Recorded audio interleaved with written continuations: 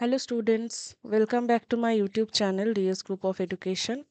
আশা করছি তোমরা সবাই খুব ভালো আছো এবং তোমরা সেই সমস্ত ভিডিও দেখে নিয়েছো যেটা তোমাদের এইচডিআরএম এর সেমিস্টার 2 এর সিলেবাসে রয়েছে। তো এই ক্লাস 11 সেমিস্টার 2 এ তোমরা অনেকগুলো টপিক পড়েছো। এই অনেকগুলো টপিক পড়ার পর কিছু টপিক রয়েছে যেই টপিকগুলোকে আমি মনে করি যে খুবই গুরুত্বপূর্ণ, যেগুলো তোমাদেরকে এক্সামের পারপাসে পড়ে যেতেই হবে। এরকম কিছু টপিক নিয়ে আজকে আমি এসেছি, যেই টপিকগুলো আমি নাম বলবো এবং টোটাল 12টা টপিকের নাম বলবো, যেগুলো তোমরা অবশ্যই কিন্তু একটু বেশি মনোযোগ সহকারে পড়ো।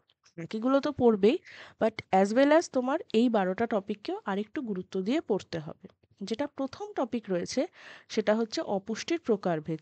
বিভিন্ন ধরনের অপুষ্টি, তার প্রকারভেদ, তার উদাহরণ, এগুলো তোমাদেরকে পড়তে হবে। তারপর হচ্ছে কজেস অফ ম্যালনিউট্রিশন বা অপুষ্টির কারণ, এবং স্পেশালি এখানে তোমাদেরকে দেখতে হবে ভারতে অপুষ্টির কারণটা কী।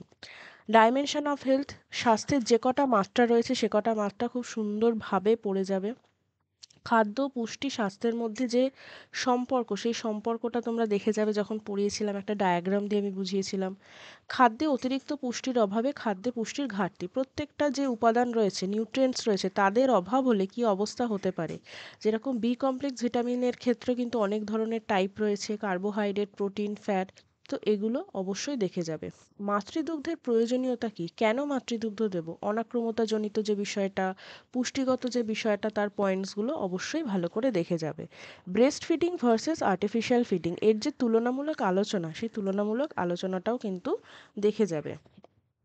জল মানের পরিমিতি, তার মানে কিভাবে জলের যে কোয়ালিটি সেটা আমরা জানবো, সেই কোয়ালিটি মেজারমেন্টের যে টেকনিকগুলো, সেই টেকনিকগুলোও দেখে যাবে। জল পরিশোধনের পদ্ধতি, ভৌত, রাসায়নিক, যান্ত্রিক পদ্ধতি, খুব ডিটেলসে কিন্তু ক্লাস করানো রয়েছে, সেই ভিডিওগুলো দেখে নেবে। ব্যবস্থাপনা প্রক্রিয়ার ধাপ, কিভাবে আমরা ব্যবস্থাপনা করে থাকি। ডিসিশন মেকিং বা সিদ্ধান্ত গ্রহণটা কমপ্লিটলি পড়বে। এবং লাস্ট যে টপিকটা রয়েছে আর্গোনমিক্স এবং এন্টারপ্রেনারশিপ, এটাও কিন্তু সম্পূর্ণ টপিকটা ভালো করে পড়ে যাবে। তো এই 12টা টপিক কিন্তু রিভাইজ করতে একদম ভুলো না, এবং এর রিলেটেড প্রত্যেকটা নোটস কিন্তু চ্যানেলে রয়েছে। তোমরা প্লেলিস্ট দেখে নেবে, পরপর ভিডিওসগুলো ভালো করে দেখে নেবে। আশা করি তোমাদের পরীক্ষা খুব ভালো হবে।